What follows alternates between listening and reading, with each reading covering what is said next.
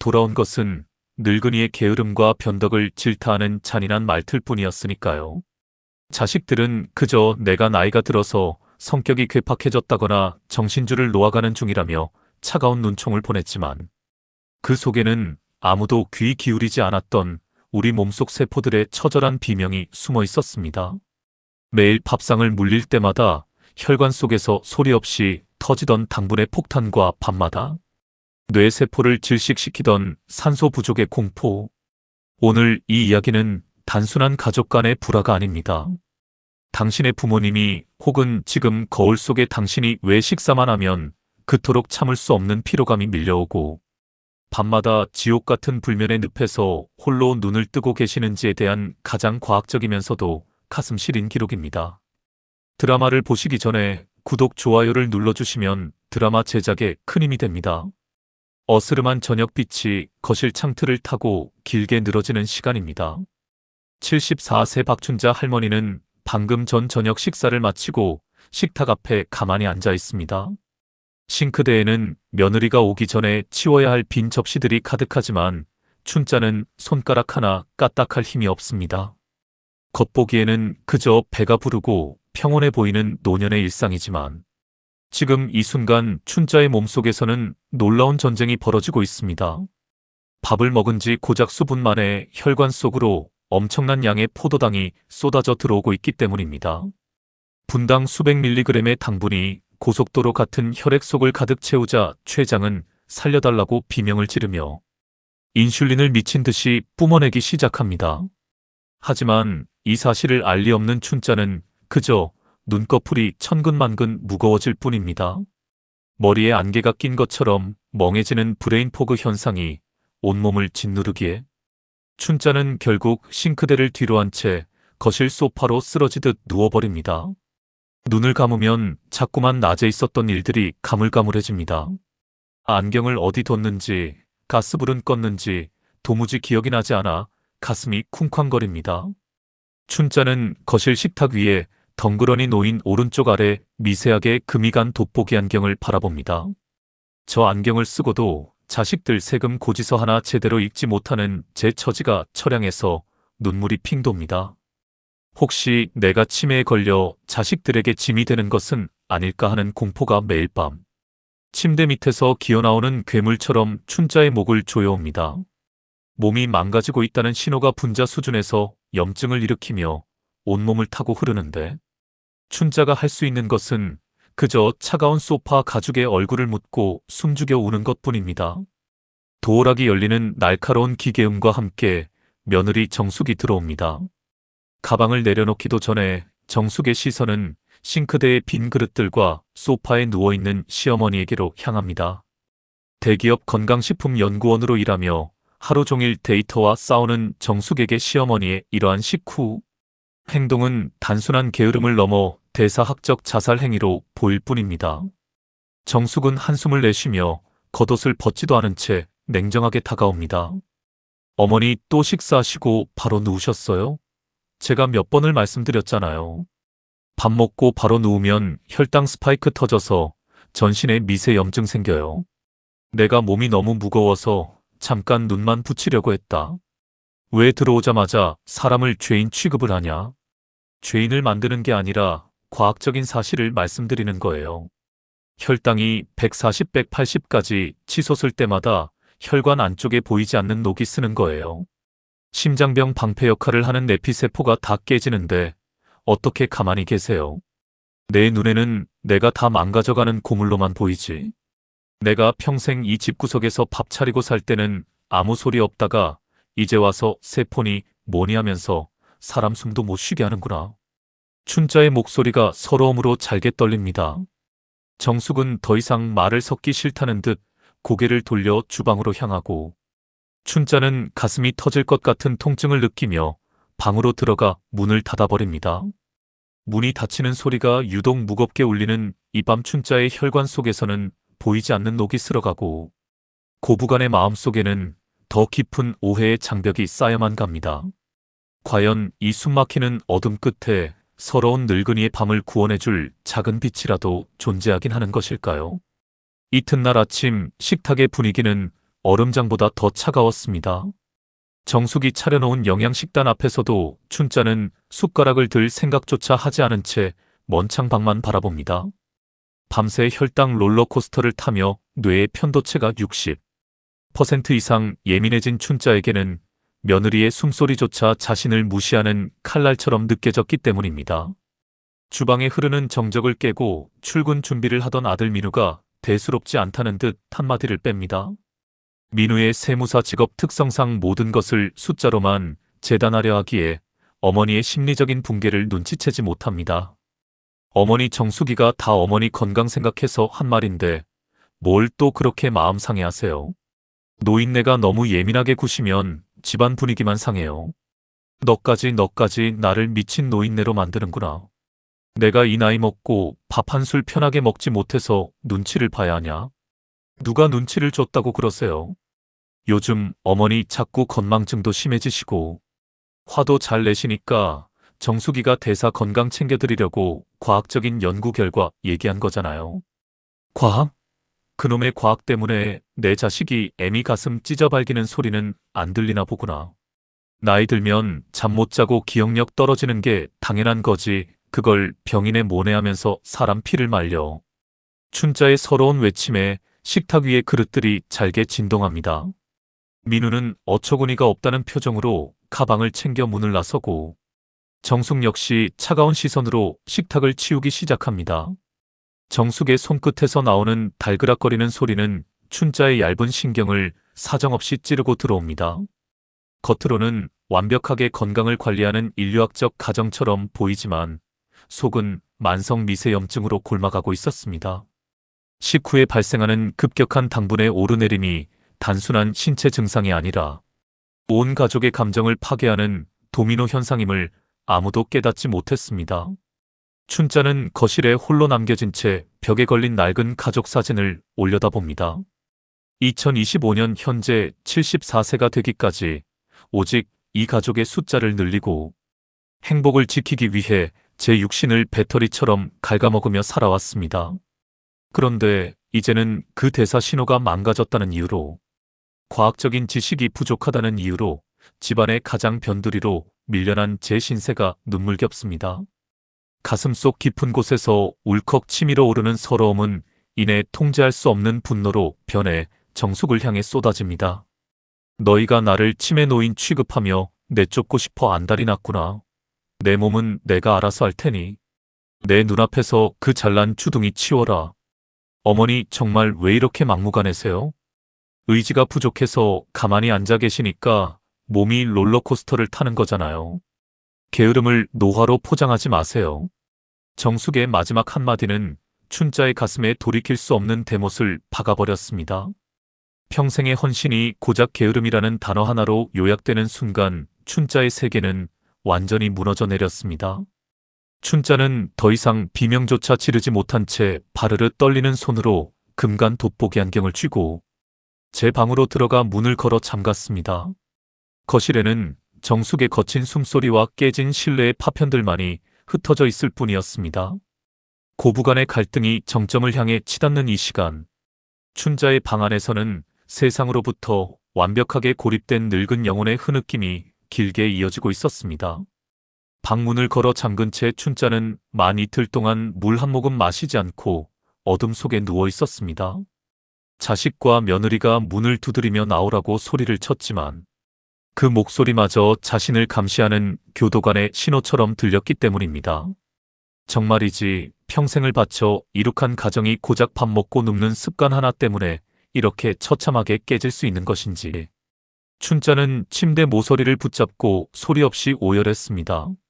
식사를 거부하자 혈당은 다시 70, 60 이하로 곤두박질치며 반응성 저혈당의 공포를 불러왔고 뇌는 연료가 부족하다며 살기 위해 극심한 배고픔과 어지럼증 신호를 보냈지만 춘자는 제 육신의 비명을 무시한 채 고집을 피웠습니다. 차라리 이대로 굶어 죽어 자식들의 짐을 덜어주는 것이 내 마지막 존엄을 지키는 길이라 믿었기에 춘자의 입술은 하얗게 타들어갔습니다. 남편 민우마저 정숙의 편을 들며 어머니의 고집에 혀를 내두르고 출근해버린 텅 빈 낮 시간. 춘자는 비틀거리는 몸을 이끌고 겨우 방 밖으로 나왔습니다. 거실 식탁 위에 놓인 금간 안경을 보니 다시금 서러움이 밀려왔지만 이대로 방 안에서 썩어갈 수는 없다는 마지막 생존 본능이 요동쳤기 때문입니다. 춘자는 헝클어진 머리를 대충 묶고 무작정 집 밖으로 걸어 나왔습니다. 갈 곳 없는 발걸음이 닿은 곳은 이웃집 주부 정희가 운영하는 동네의 작은 점핑 운동센터였습니다. 문을 열자 경쾌한 음악 소리와 함께 춘자, 또래 시니어 회원들이 땀을 흘리며 활기차게 뛰어오르는 풍경이 펼쳐집니다. 아이고 춘자 형님 아니야? 얼굴이 왜 이렇게 흑빛이 됐어? 어디 큰 병이라도 걸린 사람처럼 왜 이래? 센터의 최고령 회원인 영자 씨가 춘자의 마른 손을 잡으며 깜짝 놀라 묻습니다. 춘자는 차마 며느리와 대사학적 말싸움을 하고 굶었다는 말을 하지 못한 채 그저 눈물만 뚝뚝 흘렸습니다. 영자 씨는 춘자를 창가의 따스한 의자에 앉히고는 자신이 겪었던 끔찍한 만성, 평생을 자식 입에 따뜻한 밥 한 술 더 먹이려고 제 무릎이 닳는 줄도 모르고 살아왔는데 피로와 대사 증후군 이야기를 나직하게 들려주기 시작합니다. 형님 나도 몇 년 전에는 밥만 먹으면 눈을 뜰 수가 없어서 치매 온 줄 알고 매일 울었잖아. 병원 가도 그냥 나이 들어서 그렇다고만 하지 아무도 내 속을 안 알아주더라고. 근데 여기 관장님이 알려준 대로 식사 패턴 바꾸고 움직이면서 내 몸속 세포들이 다시 살아났어. 노화는 숙명이 아니야 형님. 영자 씨의 생생한 고백은 춘자의 다친 마음을 강하게 흔들었습니다. 자식들도 모르는 늙은이의 서러움과 질병의 공포를 정확히 이해하고 있는 이웃들이 여기에 있었기 때문입니다. 춘자는 센터 유리창 너머로 쏟아지는 2025년의 따스한 햇살을 바라보며 결심합니다. 며느리 앞에서 게으른 노인네가 아님을 내 힘으로 이 망가진 신진대사를 반드시 고쳐내요. 당당하게 자식들 앞에 서겠다는 거대한 투지가 춘자의 메마른 혈관 속에서 다시금 꿈틀거리기 시작하는 순간이었습니다. 점핑센터 관장 정희와 회원들은 더 이상 춘자를 홀로 내버려 두지 않았습니다. 그들은 춘자의 든든한 우군이자 과학적 조력자가 되어 춘자의 일상에 깊숙이 들어왔습니다. 정희는 춘자에게 무리한 고강도 점핑을 권하는 대신 아침 공복 걷기의 대사 유연성 메커니즘을 친절하게 설명해 주기 시작합니다. 10수년 차 주부이자 센터를 운영하며 시니어들의 건강을 연구해온 정희의 어조는 며느리 정숙의 차가운 훈계와는 달리 깊은 공감과 위로가 담겨 있었습니다. 춘자 어머님, 우리 몸은 아주 똑똑한 하이브리드 자동차 같아요. 음식이 안 들어오는 아침 공복에는 저장된 지방을 분해해서 에너지로 쓰는 대사 유연성을 발휘하거든요. 내일 아침부터 저랑 같이 아침 식사 전 가볍게 15분만 걸어봐요. 몸속 미토콘드리아 발전소가 새로 만들어질 거예요. 내가 평생 주부로 살면서 밥 먹고 바로 치우느라 바빴지 내 몸을 위해 걸어본 적이 한 번도 없었네. 정말 이 늙은 몸도 지방을 태우는 기계로 재설계될 수 있을까? 당연하죠, 어머님. 영국 영양학 저널 연구에서도 공복 걷기가 지방 산화율을 23%나 높인다고 증명했어요. 어머님이 게을러서 몸이 무거웠던 게 아니라 몸속 세탁 시스템인 글림파틱을 깨우는 타이밍을 몰랐던 것뿐이에요. 춘자는 정희의 따뜻한 설명에 평생 쌓였던 응어리가 녹아내리는 것을 느꼈습니다. 다음 날 새벽 영자 씨와 센터 회원들은 춘자의 집 앞으로 찾아와 함께 발을 맞춰 걷기 시작했습니다. 2025년의 서늘한 새벽 공기가 뺨을 스치고 동쪽 하늘에서 붉은 태양빛이 쏟아져 내리자 춘자의 뇌 속 생체 시계가 리셋되며 밤새 응축되었던 멜라토닌 합성 신호가 켜집니다. 혼자가 아니라는 안도감과 나도 할 수 있다는 자신감이 춘자의 마른 다리에 힘을 불어넣어 줍니다. 걷기를 마치고 정희가 건넨 따뜻한 보리차를 마시며 춘자는 30년 만에 처음으로 활짝 웃어 보였습니다. 며느리 정숙의 차가운 과학은 자신을 난도질하는 무기였지만 정희와 회원들이 전해준 과학은 자신을 일으켜 세우는 구원의 밧줄이었습니다. 운동 후 근육세포 표면에 자동으로 열린 글루트4 수송체 문들이 인슐린 없이도 피 속의 포도당을 진공청소기처럼 빨아들이고 있다는 사실을 체감하며 춘자는 제 몸의 위대한 예비 시스템에 감탄합니다. 집으로 돌아가는 춘자의 발걸음은 더 이상 도망자의 그것이 아니었습니다. 자신을 무시하던 자식과 며느리 앞에서 당당하게 제 건강을 증명해 보이겠다는 새로운 희망의 에너지가 춘자의 온몸을 가득 채우고 있었습니다. 춘자가 집을 비운 사이 며느리 정숙은 시어머니의 방을 청소하다가 침대 매트리스 사이에 깊숙이 숨겨진 낡은 서류 봉투와 두꺼운 노트를 발견하게 됩니다. 봉투를 열어본 정숙은 심장이 멈추는 듯한 거대한 충격을 받았습니다. 그 안에는 대학병원 정신건강의학과에서 발행한 치매, 정밀 검사 예약증과 함께 춘자가 떨리는 손으로 꾹꾹 눌러 쓴 일기장이 들어있었기 때문입니다. 일기장 첫 장에는 자꾸만 부엌가스불 끄는 걸 잊어버린다. 정수기가 내 내피세포가 다 깨지고 뇌가 망가진다고 하니 내가 정말 치매에 걸려 자식들에게 비참한 짐이 될까 두렵다. 더 추해지기 전에 흔적 없이 사라져야 하는데 발이 떨어지지 않는다라고 적힌 절망의 문장들이 가득했습니다. 어머니가 치매 검사를 혼자 예약해두고 이런 지옥 같은 공포 속에서 살고 계셨다니.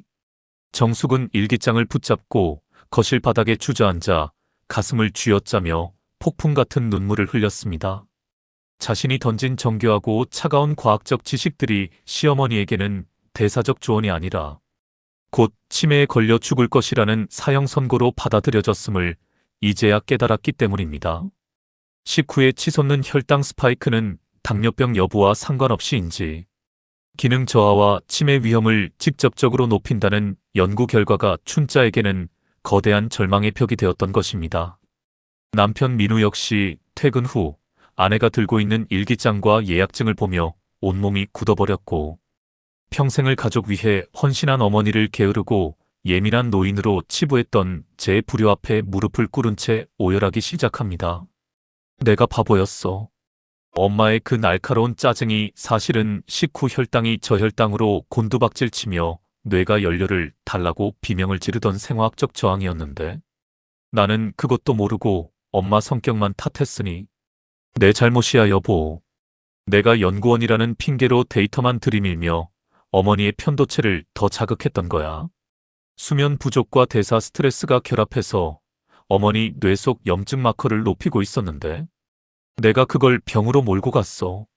고부간의 갈등 뒤에 숨겨진 잔혹한 진실 앞에 온 집안은 거대한 참회의 눈물바다로 변해버렸습니다. 가족을 위해 제 육신을 다 바치고 정작 제 뇌가 청소되지 못해 하얗게 죽어가던 공포를 홀로 견뎌야 했던 춘자의 오랜 고독이 밝혀지는 순간이었습니다. 하지만 이 진실을 마주한 자식들의 참회가 너무 늦었던 것일까요? 방문을 열고 들어오는 춘자의 퀭한 눈동자에는 가족들을 향한 깊은 배신감과 수치심이 교차하며 집안의 공기는 다시 한번 벼랑 끝을 향해 위태롭게 요동치기 시작합니다. 비밀이 드러난 지 채 몇 시간이 지나지 않아 결국 우려했던 최악의 파국이 찾아오고야 말았습니다. 자식들이 자신의 치매 예약증과 일기장을 보았다는 사실을 알게 된 춘자는 극도의 수치심과 배신감에 휩싸여 방 안에 있는 짐을 미친 듯이 싸기 시작했습니다.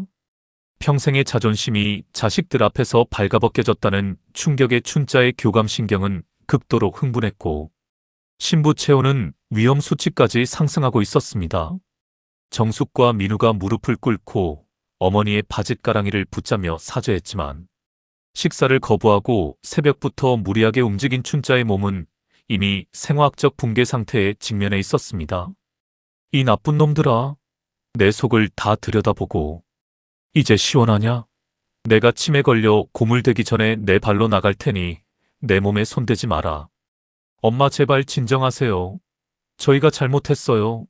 엄마가 게을러서 그런 게 아니라 몸속 시스템이 잠시 꼬인 것뿐이에요.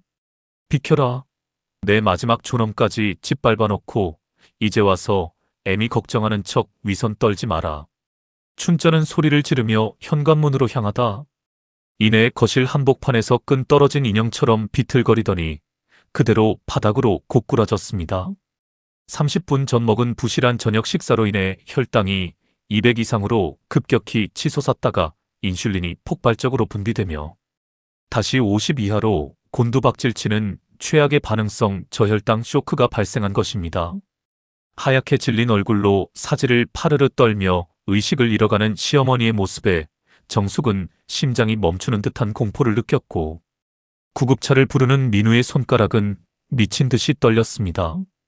응급실의 차가운 백색 광 아래에서 의사는 춘자의 대사 성적표인 당화혈색소가 이미 위험 수치에 도달해 있으며 지속적인 식후 혈당 스파이크가 뇌혈관의 내피세포를 심각하게 손상시켜 일시적인 뇌허혈 발작을 일으켰다는 절망적인 진단을 내립니다. 침대에 누워 산소호흡기에 의지해 가쁜 숨을 내쉬는 춘자의 거친 호흡 소리는 마치 다가올 고독사를 경고하듯 유독 위태롭게 응급실 안을 울리고 있었습니다. 정숙은 시어머니의 얼음장처럼 차갑게 식어버린 손을 꼭 쥐며 자신이 스펙과 데이터라는 칼날로 평생의 주부를 난도질해왔음을 뼈저리게 통곡했습니다. 평생 자식들의 밥상을 차리느라 제 혈관이 녹슬어가는 줄도 몰랐던 어머니가 불면과 대사증후군이라는 보이지 않는 살인마에게 찔려 죽어가는 모습을 보며 가족 잔혹사는 잔인한 최악의 정점에 달해 있었습니다. 일주일간의 긴 병상 생활을 마치고 집으로 돌아온 춘자의 눈앞에는 놀라운 광경이 펼쳐졌습니다. 거실 식탁 위에는 금간 돋보기 안경 대신 며느리 정숙이 정성껏 마련한 새 안경과 함께 대사 치유 계획표가 놓여 있었기 때문입니다. 정숙은 더 이상 시어머니를 다그치지 않았습니다. 대신 무릎을 꿇고 춘자의 부르튼 발을 제 무릎 위에 올린 뒤 미지근한 물로 정성스레 닦아내며 눈물로 사죄하기 시작합니다. 정숙의 목소리에는 차가운 지식이 아닌 시어머니의 세포 하나하나를 살려내겠다는 처절한 진심과 과학적 온기가 가득했습니다. 어머니, 제가 정말 죽을 죄를 지었어요. 어머니가 낮에 졸고 화를 내셨던 건 게을러서가 아니라 밥을 먹자마자 혈당이 치솟아 세포들이 사이토카인 같은 염증 마커를 뿜어내며 뇌를 공격했기 때문이었어요. 어머니 탓이 아니에요. 정수가 나는 내가 정말 정신줄을 놓아버린 줄 알고 밤마다 무서워서 이불을 뒤집어 쓰고 울었다. 이 못난 시어미를 왜 내가 고치겠다고 고생이냐? 아니에요, 어머니. 2025년 최고의 학술지 네이처 연구에서도 밝혀냈어요. 밥을 먹고 30분을 기다렸다가 걸으면 이미 스파이크가 지나간 후라 소 잃고 외양간 고치는 격이래요. 하지만 식사 후 2분 안에 바로 일어나. 딱 10분만 걸으면 포도당이 혈관으로 나오는 그 문턱에서 바로 붙잡아 스파이크 자체를 시작도 못하게 차단할 수 있어요. 인슐린 없이도 근육의 글루트포문들이 진공청소기처럼 당을 빨아들이거든요. 정숙은 시어머니의 마디 굵은 발을 품에 안고 오열했습니다. 이 구체적이고 정교한 의학적 메커니즘을 시어머니의 눈높이에 맞춰 설명하는 정숙의 진심. 어린 모습에 춘자의 단단했던 마음에 쌓인 서러움의 빙하가 한순간에 녹아내렸습니다. 아들 민우 역시 어머니의 손을 꼭 잡으며 앞으로 몇 끼 식사가 끝날 때마다 온 가족이 함께 일어나는 식후 즉시 10분 걷기 의식을 실천하겠다고 약속합니다.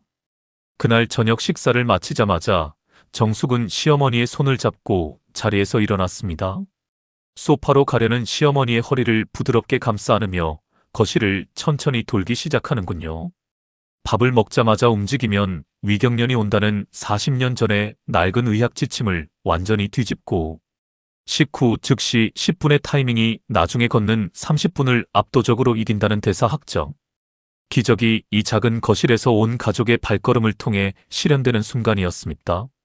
신부 체온이 안정되고 세포 속 미토콘드리아가 에너지를 효율적으로 태우기 시작하자 춘자의 얼굴에는 오랜만에 맑은 혈색이 돌았고 고부간의 진정한 화해와 신뢰의 기적이 침묵 속의 발맞춤을 통해 응급실의 어둠을 밀어내고 찬란하게 빛나고 있었습니다.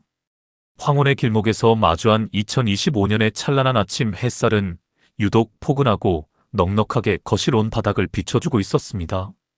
이제 춘자는 밥을 먹고 나서 침대를 무덤 삼아 누워버리던 무기력한 노인이 아니라 며느리와 아들의 손을 꼭 잡고 매일 3회 식후 즉시 10분의 건강한 마법을 실천하는 당당하고 품위 있는 신진대사의 주인공이 되었습니다.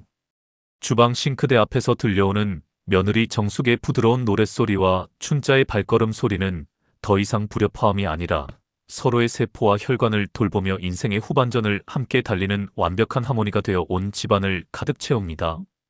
정수가 내가 오늘 아침에 새 안경을 쓰고 마당을 보는데 저 멀리 피어난 꽃잎에 실핏줄까지 다 보이더라. 내 뇌 속의 쓰레기들이 다 세탁된 게 분명해.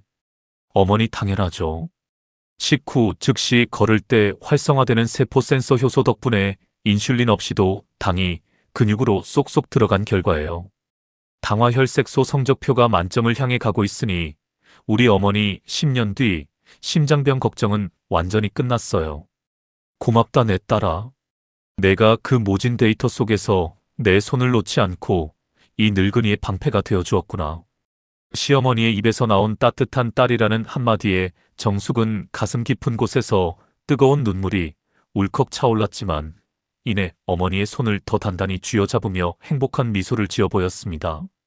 나이 들면 질병과 치매의 공포 앞에 무릎을 꿇어야 하는 슬픈 숙명이 아니라 내 몸이 보내는 정직한 소리에 귀를 기울이고 타이밍이라는 강력한 도구를 통해 삶을 통제해 나가는 위대한 과정임을 이 고부는 온몸으로 증명해냈습니다. 오늘 밤 당신의 사랑하는 부모님이 식사 후 소파로 향하신다면 절대 그냥 두지 마세요. 어머니의 손을 잡고 가만히 거실을 도는 그 작은 10분의 실천이 온 가족의 미래를 바꾸고 무너진 관계를 구원하는 위대한 기적의 시작이니까요. 댓글로 드라마 출연자들에게 한 말씀씩 해주시면 여러분의 의견을 다음 드라마에 반영하겠습니다. 구독과 좋아요, 따뜻한 댓글로 평생 함께 해주세요.